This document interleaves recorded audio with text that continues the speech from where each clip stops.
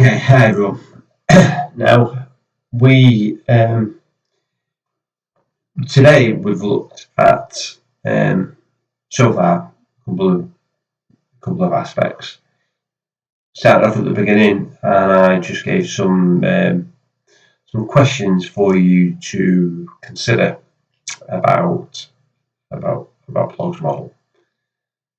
Then we went through the original thesis of Plog and his team's work between 67 and 74, and now I just want to very, very briefly to an example of a really good critique of Plog's model. Now, this was developed by George Henthorne and Williams in 2013, so it's quite old now, but it's actually a very good representation of Plog's model. Now, essentially, what they did, and they've got the little abstract here. What they talked about, Plog's original model, the bell shapes that they developed. They talked about the introduction, and this is widely available online. This resource. Now they what they touched upon was, let's see if we can get this a bit bigger, was a couple of different theories along time that have come out, and you'll find these on a range of reasonable journal pages. Rogers looked at it from an innovative point of view.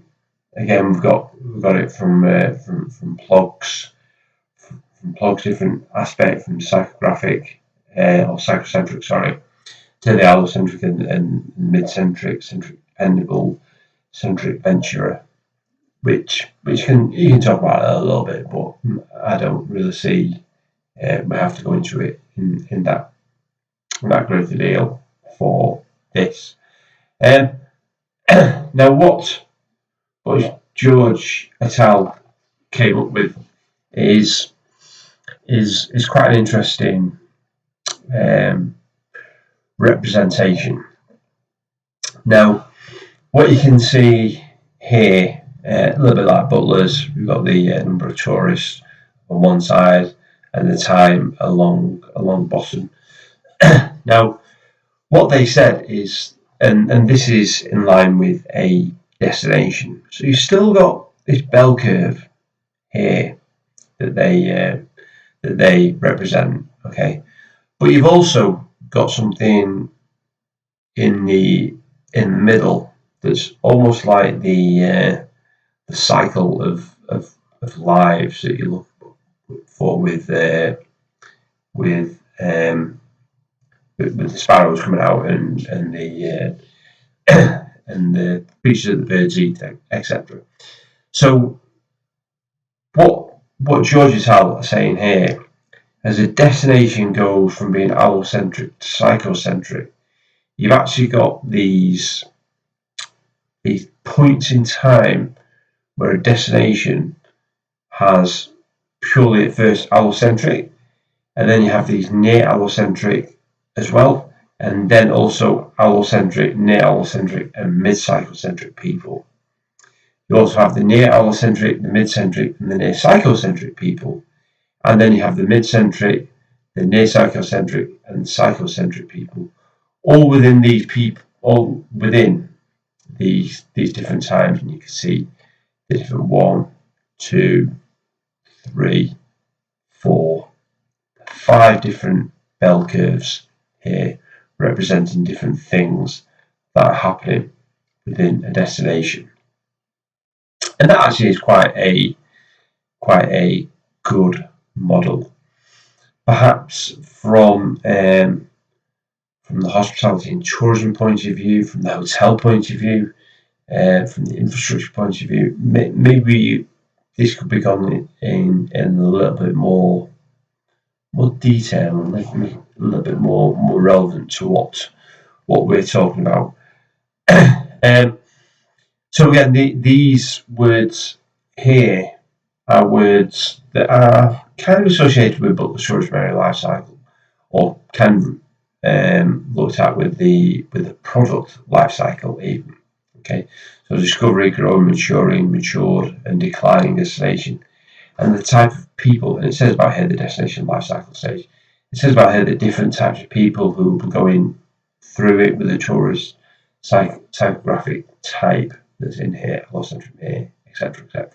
Okay, and this table actually represents these figures here.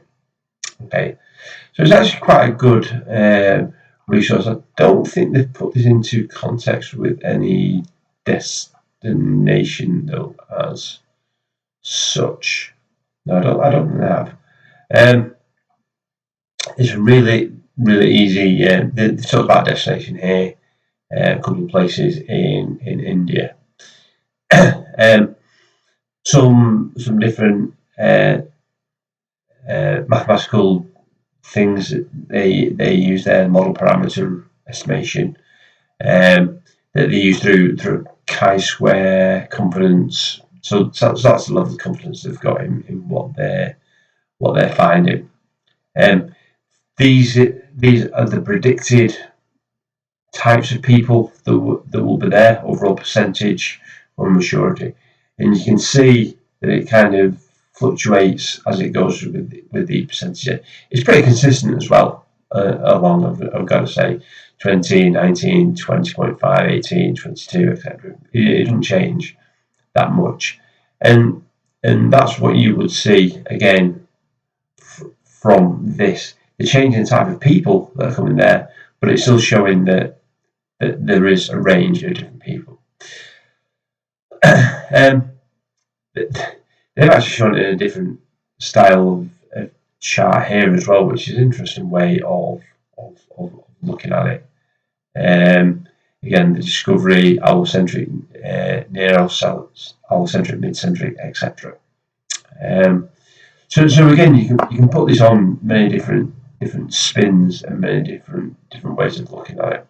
So that's only about 5 or 6 different pages. On page 53, and they're using some of the they've not used a lot of references here, and you guys can produce something as good as this, probably better than this. And this is, and it says it all in the title there, the internal structure of destination visitation model. So that's essentially what Plog originally showed. These guys have taken it a little bit further, and you can take it a little bit further as well. And that's kind of what I want to see when you look at the question. Critically assess how Plog's 74 tourism typology theory is reconfigured for the 21st century. So it's very, very similar to what we did last year with tourism 3, with that very first assessment that you did, when you're critiquing either Leipert, Butler, or Doxey's model. This is pretty similar. You might be able to use some of the information that you used last time on a destination with the knowledge you've gained from a destination. So in a minute, we'll have a look at what I have developed. Thoughts I had about this and how it can be changed as well from a marketing point of view.